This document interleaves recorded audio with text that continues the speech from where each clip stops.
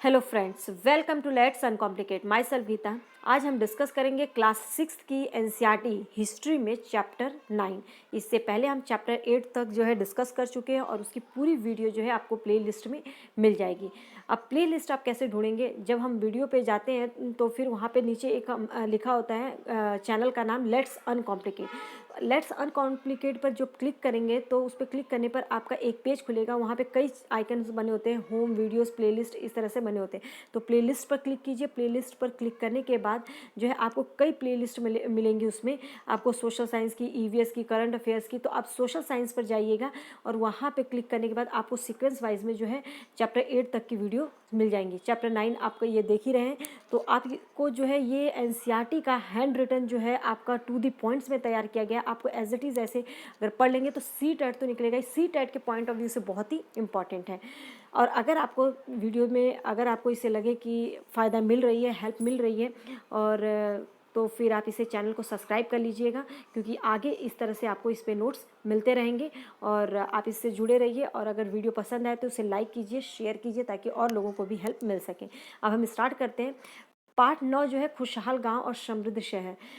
खुशहाल गांव इसलिए बोला गया है क्योंकि इस समय पर गांवों में जो है कृषि का जो है प्रारंभ हो गया था, हल का प्रयोग होने लगा था, तो जिससे कि पैदावार में वृद्धि हो गई थी। और समृद्ध शहर, शहरों किस तरह से जो है समृद्ध हुए, तो उसके बारे में भी देखेंगे। लोहे का, अब देखिए, लोहे का प्रयोग, औजार, खेती, इन तीनों की बातें इसलिए की गई है क्योंकि इस समय जो है लोहे का प्रयोग हुआ। लोहे के और भी औजार बनाए गए और इसका इस्तेमाल जो है खेती में किया गया। लोहे का प्रयोग की जो बात है वो 1000 बीसी, मतलब 1000 ईसा पूर्व में जो शुरू हुआ, अर्थात 3000 साल पहले। देखिए, 3000 साल पहले जब आए तो उसमें से 2000 अगर माइनस कर देंगे तो वो हमारा बच जाएगा 1000। मतलब जो भी अगर साल पहले की बात की जाए उसमें 2000 माइनस कर देंगे तो आपको बीसी का समय, ईसा पूर्व का समय जो है पता चल जाता है। और इसका सोर्स क्या है? इसका सोर्स है कि महापाषाण के जो कब्र हैं उसमें लोहे के बहुत सारे औजार और हथियार बड़ी संख्या में मिले हैं। तो इससे पता चलता है कि 1000 ईसा पूर्व में जो है लोहे का प्रयोग शुरू हो गया था। अब लोहे के फाल की बात आती है तो लोहे का फाल जो है वो 500 ईसा पूर्व में, अर्थात 2500 साल पहले जो है लोहे के फाल और वो कुल्हाड़ियाँ बनाई जाने लगी थी। लोहे के फाल से कृषि के उत्पादन में भी बहुत तेज़ी से जो है वृद्धि हुई और कृषि के उत्पादन बढ़ाने के लिए और भी कदम उठाए गए। उसमें हल का प्रयोग किया गया, हल लोहे के बनने लगे थे, मतलब नए औजारों का प्रयोग किया गया, उसमें रोपाई की जाने लगी जिससे कि पैदावार में वृद्धि हुई। साथ ही सिंचाई भी की गई। सिंचाई के बारे में पढ़ने से जान लीजिए पहले कि लोहे का जो इस्तेमाल, लोहे की और भी कौन कौन सी चीज़ें, जैसे सणसी, आपका हसिया और गड़ासी, और इस तरह से जो है ये सब चीज़ें जो है उस टाइम पे बनाई जाने लगी थी, हसिया, कुल्हाड़ी, सणसी। तो आप इसे देख सकते हैं। अब सिंचाई के लिए किन किन चीज़ों का प्रयोग होता था? नहरें, कुएं, तालाब और एक कृत्रिम जलाशय, ये चारों चीज़ों का जो है प्रयोग सिंचाई के लिए किया गया था। और ये जो है एक महत्वपूर्ण कदम था, रोपाई करना, हल का प्रयोग करना और सिंचाई, जिससे कि तीनों से ही पैदावार में बहुत तेज़ी से वृद्धि हुई। अब बात करते हैं गांव में कौन लोग रहते थे। तो गांव जो है अगर हम दो हिस्सों में बांटें तो दक्षिणी भारत में और उत्तरी हिस्से में। तो इसे जो है यहाँ पे 3 तरह के लोग रहते थे। सबसे पहले बात करते हैं दक्षिणी हिस्से में। तो दक्षिणी हिस्से में जो तमिल क्षेत्र में बड़े भूस्वामियों को जो क्या कहा जाता था? बेलला। आप सुनिए, बेलला शब्द, ये कई बार सी टेट में पूछा गया है कि बेलला शब्द का प्रयोग किन के लिए किया गया है? तो ये साधारण हलवाओं के लिए, भूमिहीन मजदूर के लिए, बड़े भूस्वामियों के लिए। तो इसका शब्द का प्रयोग जो है बड़े भूस्वामियों के लिए किया गया है। साधारण हलवाहों के लिए जो है उड़यवार का शब्द का प्रयोग किया जाता था, उड़यवार। और भूमिहीन मजदूर, दास और कैडिसियार के लिए जो अदमई शब्द का प्रयोग किया जाता था। ये तीनों ही बहुत ही इंपॉर्टेंट है। इन तीनों से क्वेश्चन कई बार अलग अलग तरह से बनाकर पूछे गए हैं। नेक्स्ट, उत्तरी हिस्से में जो है गांव का प्रधान व्यक्ति ग्राम भोजक कहलाता था। ग्राम भोजक किसको कहा जाता था? गांव का जो प्रधान व्यक्ति होता था उसे। एक ही परिवार के लोग इस पद पर जो है कई पीढ़ियों तक बने रहते थे। यह पद अनुवांशिक था। इस पद पर जो है गांव का सबसे बड़ा भूस्वामी जो होता था वो होता था। इनकी जमीन पर दास और मजदूर जो है काम करते थे और राजा भी कर वसूलने का काम इन्हीं को सौंप देता था। अब ये देखिए, ग्राम भोजक के बारे में बताए गए और ये एक एक पॉइंट जो है बहुत इंपॉर्टेंट है। आजकल स्टेटमेंट में क्वेश्चन पूछे जाते हैं तो ये सब ग्राम भोजक से जो रिलेटेड पॉइंट्स है ये आपको पता होना चाहिए। राजा भी कर वसूलने का काम इन्हें ही सौंप देते थे। ये कभी कभी जो है न्यायाधीश, मतलब न्याय देने का काम और पुलिस का काम भी करते थे। स्वतंत्र कृषक को क्या कहते थे? तो उन्हें गृहपति कहते थे, ज़्यादातर छोटे किसानों को। गाँव में जो है लोहार, कुम्हार, बढ़ई, बुनकर जैसे शिल्पकार भी होते थे। नगर क्या कहती हैं? कहानियाँ, यात्रा, वितरण, मूर्ति कलाएँ और पुरातत्व, मतलब इसके बारे में हम जानेंगे। सबसे पहले जातक। जातक किन्हें कहा गया है? तो जो बौद्ध भिक्षुओं द्वारा उनके संकलन जो किया जाता था, मतलब आम लोगों में ये प्रचलित था। जो कहानियाँ आम लोगों में सुनाई जाती थी बौद्ध भिक्षुओं द्वारा, तो ये किसके द्वारा बनाई गई भी थी? ये बौद्ध भिक्षुओं के द्वारा ही ये इनका संकलन किया गया था और आम लोगों में ये बहुत ज़्यादा प्रचलित थी, जातक। मूर्तिकार जो होते थे गांव और शहरों, जंगलों के जीवन को कलात्मक ढंग से जो है उसको बनाते थे, उकेरते थे, मतलब कि उसका चित्र बनाते थे। वलयकूप शब्द का प्रयोग आया है, तो वलयकूप से रिलेटेड भी कई बार क्वेश्चन पूछा गया है। यह लोगों के घरों में, शहरों में मिले अनेक वलयकूप मिले हैं। वलयकूप गुसलखाने, नाली या कूड़ेदान के लिए जो है प्रयोग किया जाता था। महलों, बाजारों, आम घरों के अवशेष कम मिले हैं और लकड़ी, मिट्टी, छप्पर के बने के कारण जो है शायद टूट गए होंगे।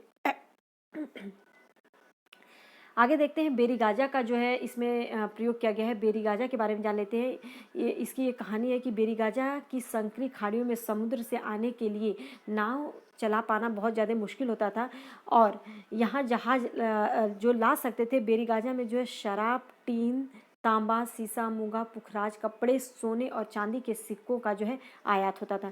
हिमालय की जड़ी बूटियों, हाथी के दांत, गोमेद, करलियन, सूती कपड़ा, रेशम, इनका जो है यहाँ से जो है निर्यात किया जाता था। इन सब का जो है क्या किया जाता था? आयात, और इन सबको जो है निर्यात किया जाता था। मतलब कि आयात, इनको हम मंगवाते थे और इसको हम जो है बेचते थे। कहाँ पर? बेरीगाजा में। होप सो ये क्लियर हो गया होगा।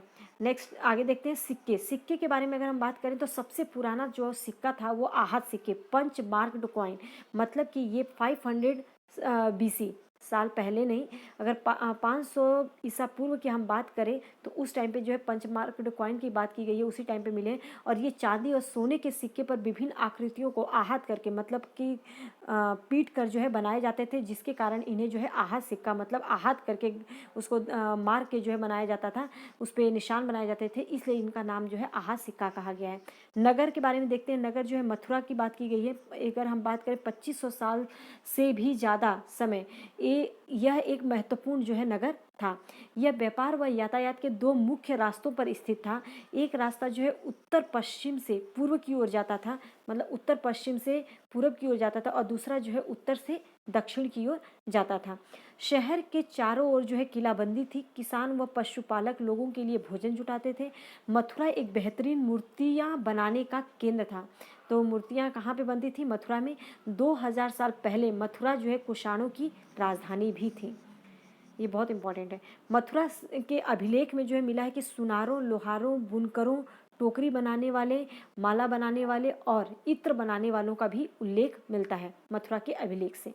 शिल्पकार के शिल्प जो है उत्तरी काले चमकीले पात्र, मिट्टी के पतले व सुंदर बर्तन उत्तर से मिले जाने के कारण जो है क्या कहलाया? कारण ये काला होने के कारण यह नाम जो है दिया गया, उत्तरी काले चमकीले पात्र। तो उत्तरी काले चमकीले पात्र जो है मिट्टी के पतले व सुंदर बर्तन होते थे और उत्तर से मिले इसलिए, और काला जो है ये काला होने के कारण जो है इसको ये नाम दिया गया है। ग्रंथों से हमें पता चलता है कि कपड़ों का उत्पादन बहुत महत्वपूर्ण था। उत्तर में जो है वाराणसी, दक्षिण में मदुरै बहुत ही प्रसिद्ध था कपड़ों के लिए। श्रेणी जो थे, शिल्पकार व व्यापारी अपने अपने संघ बनाने लगे थे, जिन्हें श्रेणी कहा गया। तो श्रेणी शब्द का प्रयोग किसके लिए किया गया है? शिल्पकार और व्यापारी जो अपने संघों में रहने लगे थे उनको जो है श्रेणी कहा गया है। अब आती है बात अरिकामेडु की। तो अरिकामेडु देखते हैं तो 1900 साल पहले यह एक पत्तन था। यहाँ ईंटों से बना एक ढांचा मिला है, मतलब कहाँ पे? अरिकामेडु में। ये एक जो है जगह है जहाँ पे जो है 1900 साल पहले एक ये पतन हुआ करता था और यहाँ पे ईंटों से बना एक ढांचा मिला है जो गोदाम हो सकता है, मतलब कि यहाँ पे चीज़ों को लाकर रखा जाता था। भूमध्य सागरीय क्षेत्र के एम्फोरा पात्र मिले हैं। एम्फोरा पात्र कहाँ से मिले? भूमध्य सागरीय जो क्षेत्र के एम्फोरा थे वो वहाँ से मिले हैं। इसमें जो है तेल, शराब जैसे तरल पदार्थ जो है रखे जा सकते थे। एराटाइन जैसे मुहर लगे लाल चमकदार बर्तन भी मिले हैं। कहाँ से? अरिकामेडु से। अरिकामेडु से ही एम्फोरा पात्र मिले हैं, एराटाइन के बर्तन भी मिले हैं। इसे जो है इटली के एक शहर के नाम पर जो है एरेटाइन पात्र के नाम से भी जाना जाता है। रोमन लैम्प अरिकामेडू से मिला है, शीशे के बर्तन भी मिले हैं और रत्न भी मिले हैं।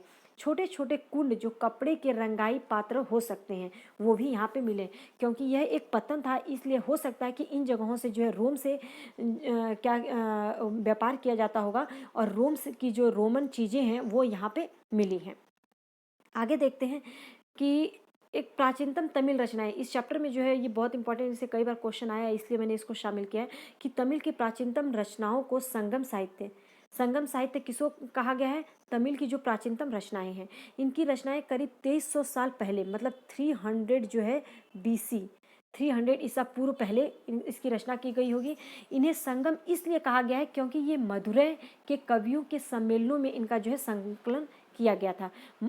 इसको जो है संगम कहने का यही मीनिंग है कि मदुरै के कवियों के सम्मेलन में जो है इसका जो है संकलन किया गया था और गांव में रहने वाले लोगों जिन जिन तमिल नामों का उल्लेख यहाँ किया गया है वो जो है संगम साहित्य में पाए जाते हैं। तो होप सो ये अच्छे से क्लियर हो गया होगा।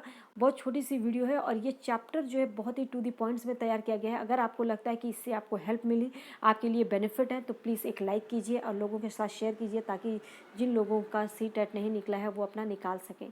और चैनल को सब्सक्राइब नहीं किया तो सब्सक्राइब कर लीजिए और बेल आइकन को प्रेस कर लीजिए ताकि आने वाली वीडियो की नोटिफिकेशन आपको टाइम से मिल सके। Thank you.